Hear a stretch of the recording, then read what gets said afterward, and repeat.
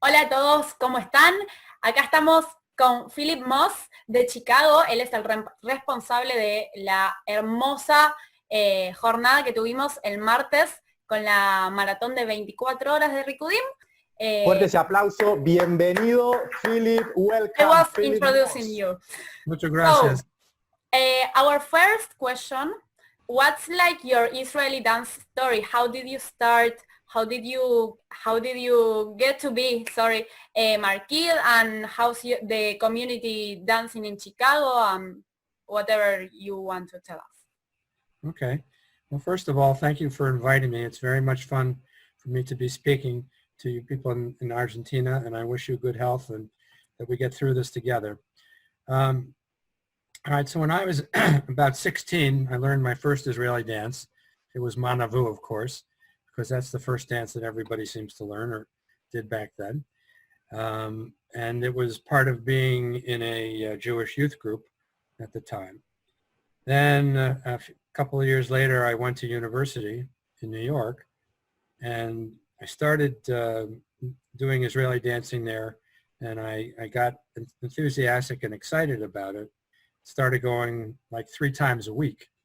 So I was dancing a great deal. I was supposed to be studying, but instead I was studying Israeli dancing. So I did that. And I'd like to mention that those were the days when a man named Fred Burke was leading Israeli dancing. Sorry about that. Was leading Israeli dancing at the Y in New York. And he was generally credited with being the one who brought Israeli dancing to the United States. So he was very famous in our small world, but he did a great thing. And anyhow, after I finished university, I went back to Chicago, my home.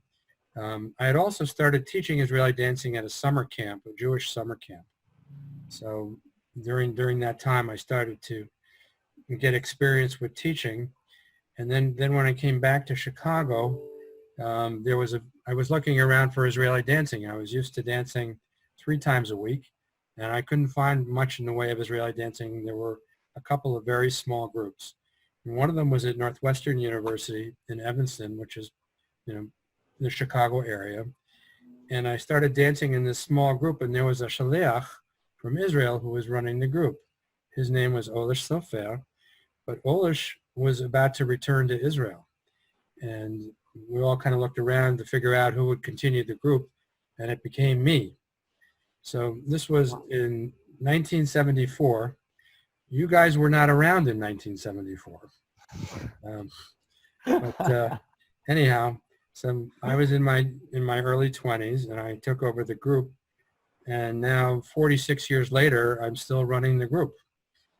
And we've been meeting pretty much, every week during that whole time. And there have been, for the most part, we've been meeting nonstop. And the only thing that seems to have stopped us is this little thing called the virus. Yes. So other than that, we've been meeting all this time. Wow, what an interesting story. And you're right, this situation, global situation of the coronavirus was so unexpected that everybody don't know what to do, how to react. We're learning like day by day. Talking about this of learning day by day, you came up with a fantastic idea of running a global 24-hour marathon. So we would love to know, how did you come up with the idea? How did you organize it? And well, we would love to know. And I'm happy to tell you. My first question though is, how many hours did you each participate for? I was in the first part because it was our night time, and in the middle we went to sleep. So I went to sleep with Chile, I think, with Hen, and then get up with Richelle. And I think Danny was kind of the same, right? Yes, kind of the same. I was there the first 4 hours, then I went to sleep 6 hours, and then I've been there another 5 or 6 hours. All right, so the story of how this came up.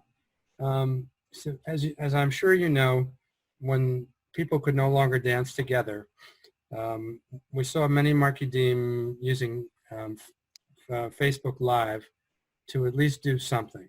right? They were hosting a show, but it wasn't like they were with the people in the sense that the people could not see each other. And so and they do a lot of great work, there's no doubt about it. But when I started thinking about this whole thing, I thought, for me, what really counts is bringing people together, okay, that they should see each other. And so the first thing I did was my own chug, my own session. I used a Zoom conference to have that. Okay, so we used Zoom like we're doing right now. But again, I was having my people actually dancing live and seeing each other. They were so excited to just connect, right? And of course to dance too and to hear the music again. But, the thing that was, the most important for me, and I think for them, was at least, we were together. Right? In this first meeting, I only had space for 100 people. It wasn't enough. People, couldn't get in because I ran out of space. And that was sad. So the next time, I made sure to have enough space. I had 500 seats. So people could dance at the same time. I'm sure that you've seen a lot of the internet lag. So you'll hear the music and somebody will be dancing, it seems like a half an hour later. Or not. People also like to be able to follow somebody when they dance. It makes it easier, right? Not all of us have perfect memory like Daniel does, but people like to be able to dance with other people, and so that was a lesson learned. All right. And then as we're going along, and then we did our third session, and again we had people from all over, people from Israel, from all over the United States, from South America, from Japan, from Australia, and it got me thinking. You know what? Why don't we do this? Why don't we do a 24-hour marathon? And let's have the dancing go from all over the world. And let's also, use it as a way to make our global community of Israeli dancers feel like they're together, feel like they're connected. Let's do something more than just fun. And fun is good. I love fun. We all love fun. But why don't we make it a little bit more important and make it a way to raise money for charity?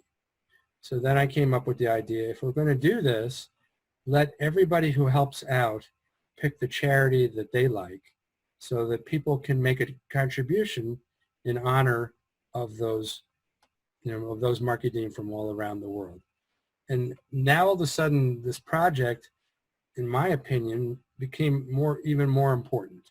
It was for fun, it was for connection, it was for community, and it was also to try to make our world a little better place.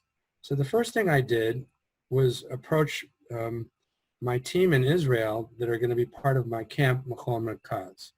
All right, so that was Dror Davidi and Eran Biton and Elad Shtamer. So they're supposed to come to my camp in October, and in Yitzhak Hashem, this will happen. We'll see. Who knows what's going to be happening in October. But anyhow, I thought, okay, here are three Yotzrim, three Rikudim that I know and know me, and I know that if they're going to be involved, I can depend on them, and also that it will add some excitement, to the whole project. So I talked to them like we're doing now, and they gave me a look, like mapitom. I don't know if you know the Hebrew, but what are you thinking? Are you, are you crazy, right? But then after we talked about it some more, they kind of went like this.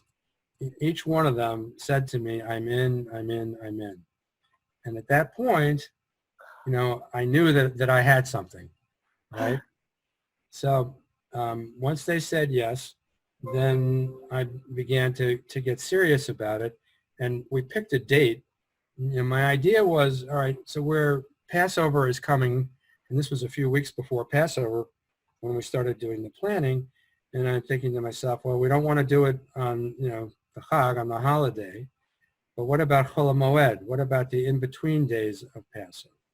And so we made that plan, and that's how we picked it. So that's how I picked Monday, April 13th to get started, and I knew that we would finish on the 14th.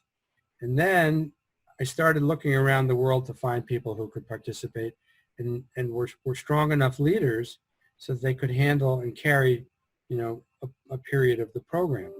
I had 24 hours to fill. That's a lot of time. And, so, I started, working around. Now I already had my team that I work with for Chicago Israeli Dancing virtual. By the way, here's our t-shirt. I don't know. I started thinking, who I knew. I had North America covered at that time. But I invited Boston to be involved, and they accepted. And then I started working my way west around the world, trying to figure it out. And I started approaching people. So I sent email to Singapore, I sent it to Japan, I sent it to Hong Kong, and I sent to Australia. Now the people in Australia I kind of knew, the other ones I did not know. But Australia said yes, so that was a big boost. That was, okay, it's starting to come together. We can fill, more time. And then I have Israel. And then I reached out to Oren Ashkenazi in Switzerland and Ariane Boutel in Paris and my friend Colin Sharatsky in London. Okay, and now all of a sudden I had 24 hours of coverage. Well, now all of a sudden people start raising their hands saying, me too, we would like to be involved. In Chile. And then I got communication from Lucas in Brazil, okay, and then Eli Spizak, also from London, raised his hand and said he'd like to be involved, and Maurice Peretz from Montreal said he'd like to be involved. And so eventually I ended up with a team to be able to put this whole thing together.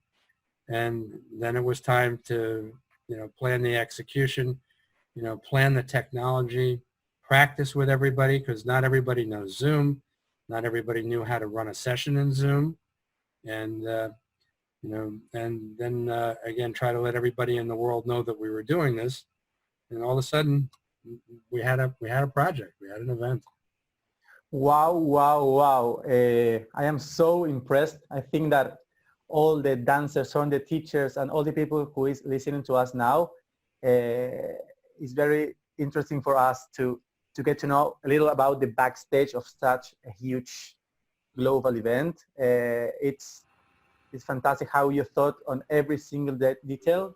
So it was a big success. So now to finish this interview, Melu, if you want to say something. Tell us a secret or something about what are you going to do next. Yeah. All right, so I don't have any secrets, but I will tell you, first of all, I met with my team. So we had 2 Zoom meetings because you can't get everybody together at the same time. So I had one Zoom meeting with one half of my team early in my morning, and then another meeting with the other half of my team, late in the afternoon or the evening actually. And the discussion was, do we do this again?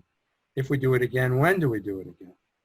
And does it make any sense to do this project when we're all, back to some kind of normal life? And I think most people felt that when we get back to normal, it's hard to do this kind of thing again, because now all of a sudden there's, people are not in their houses and they're doing, whatever they do. The feeling was, if we do it again, maybe in 6 months and maybe over the summer, late in the summer, we might do it again, or maybe we do it on the anniversary. So that's another interesting idea. The idea that I'm thinking about, and I'm not the first one to have thought about, was what if we change it up a little and instead try to share Hakadah, okay, from one place to the next, but it's live Hakadah instead of virtual. Well, Philip, it was such an honor for us to get to know you. I hope someday we can get together and dance together just in person and not just through the cell phone or the laptop. Well, thank you for being with us here, and stay safe. Let me just say one more thing. Thing. Yes, please. First of all, you honored me by even asking to talk to me. So I thank you for doing that. And come to Machol Merkaz in October. And we'll dance together. Hope so. Yes. Hope so. Yes. Goodbye until next time. Thank you. Shabbat Shalom. Shabbat Shalom. Bye-bye.